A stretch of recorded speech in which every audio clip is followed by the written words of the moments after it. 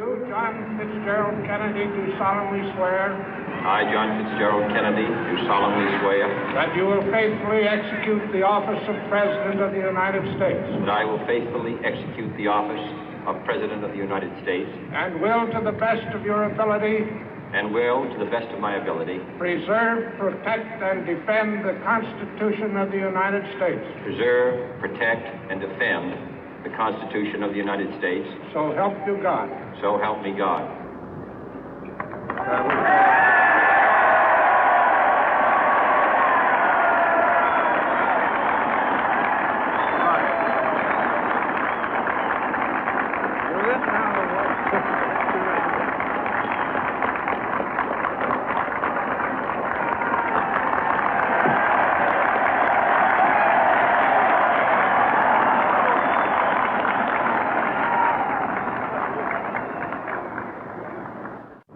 Vice President Johnson, Mr. Speaker, Mr. Chief Justice, President Eisenhower, Vice President Nixon, President Truman, Reverend clergy, fellow citizens. We observe today not a victory of party, but a celebration of freedom, symbolizing an end as well as a beginning, signifying renewal as well as change. For I have sworn before you and Almighty God the same solemn oath our forebears prescribed nearly a century and 3/4 ago. The world is very different now, for man holds in his mortal hands the power to abolish all forms of human poverty and all forms of human life. And yet the same revolutionary beliefs for which our forebears fought are still at issue around the globe. The belief that the rights of man come not from the generosity of the state, but from the hand of God. We dare not forget today that we are the heirs of that first revolution. Let the word go forth from this time and place to friend and foe alike that the torch has been passed to a new generation of Americans born in this century, tempered by war, disciplined by a hard and bitter peace, proud of our ancient heritage, and unwilling to witness or permit the slow undoing of those human rights to which this nation has always been committed and to which we are committed today at home and around the world.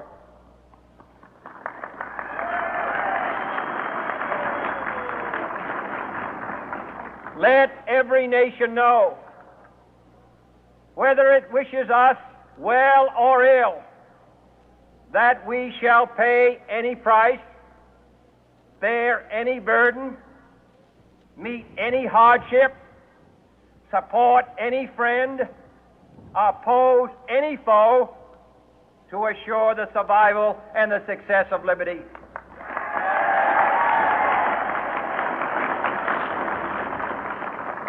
This much we pledge and more. To those old allies whose cultural and spiritual origins we share, we pledge the loyalty of faithful friends. United, there is little we cannot do in a host of cooperative ventures. Divided, there is little we can do, for we dare not meet a powerful challenge at odds and split asunder. To those new states whom we welcome to the ranks of the free, we pledge our word that one form of colonial control shall not have passed away merely to be replaced by a far more iron tyranny. We shall not always expect to find them supporting our view, but we shall always hope to find them strongly supporting their own freedom, and to remember that in the past, those who foolishly sought power by riding the back of the tiger ended up inside.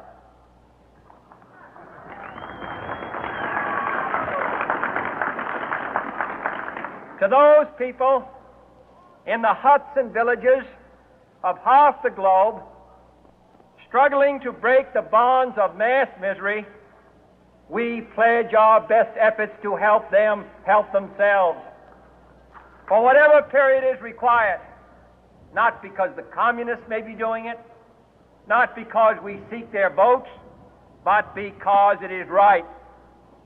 If a free society cannot help the many who are poor, it cannot save the few who are rich.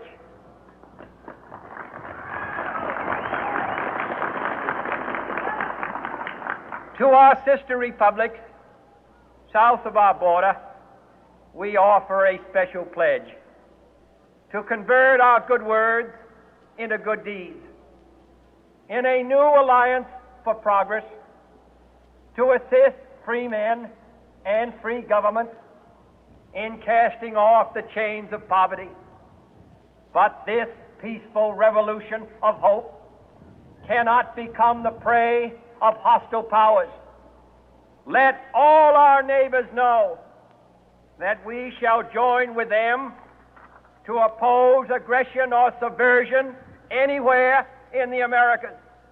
And let every other power know that this hemisphere intends to remain the master of its own house.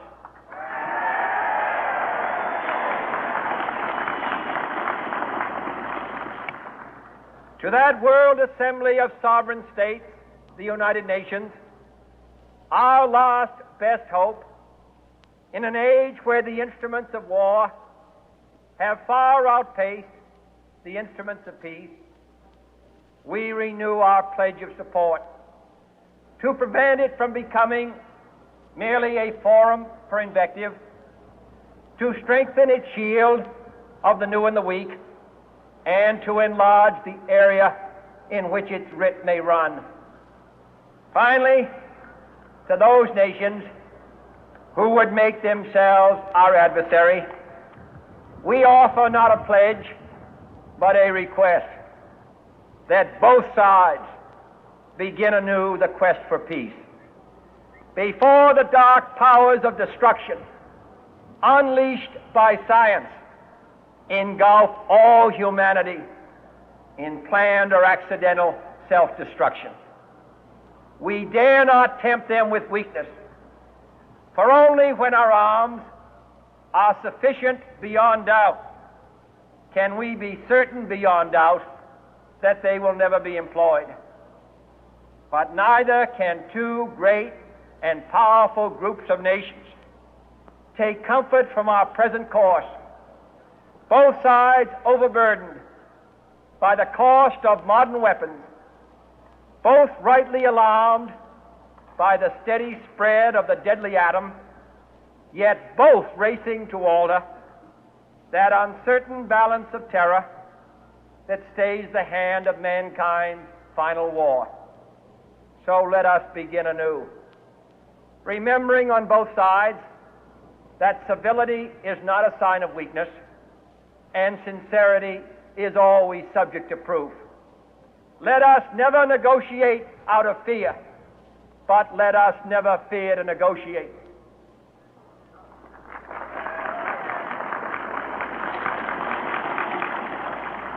Let both sides explore what problems unite us, instead of belaboring those problems which divide us.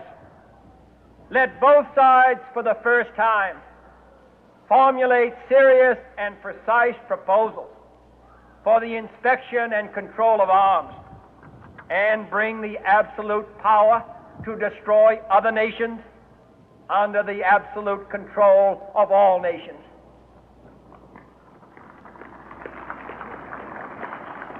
Let both sides seek to invoke the wonders of science instead of its terrors. Together, let us explore the stars, conquer the deserts, eradicate disease, tap the ocean depths, and encourage the arts and commerce.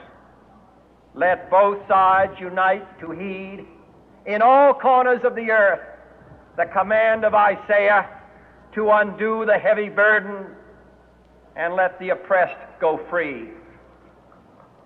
And if a beachhead of cooperation may push back the jungle of suspicion, let both sides join in creating a new endeavor, not a new balance of power, but a new world of law, where the strong are just and the weak secure and the peace preserved.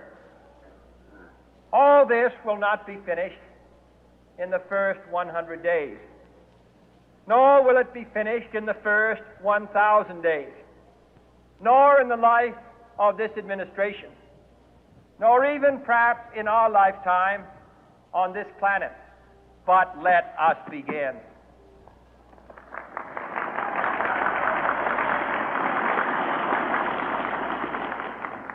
In your hands, my fellow citizens, more than mine, will rest the final success or failure of our course.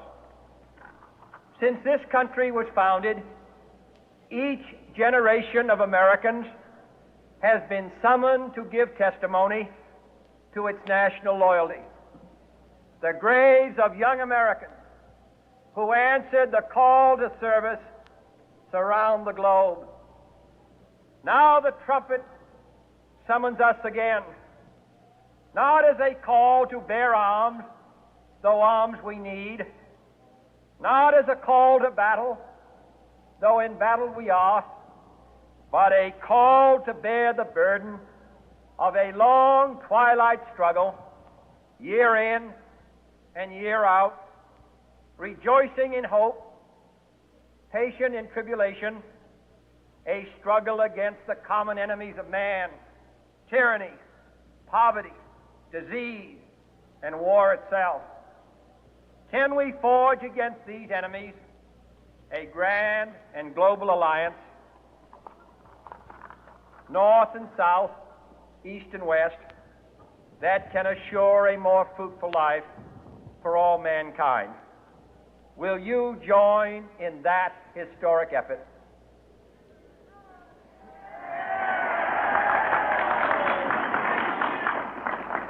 In the long history of the world, only a few generations have been granted the role of defending freedom in its hour of maximum danger. I do not shrink from this responsibility. I welcome it.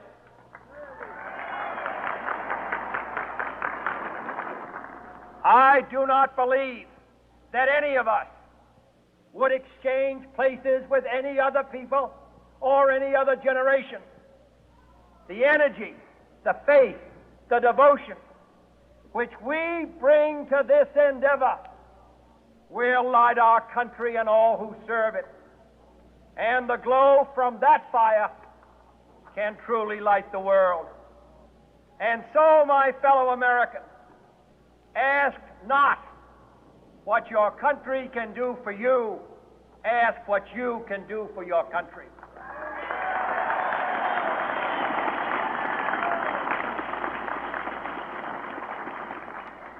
My fellow citizens of the world, ask not what America will do for you, but what together we can do for the freedom of man.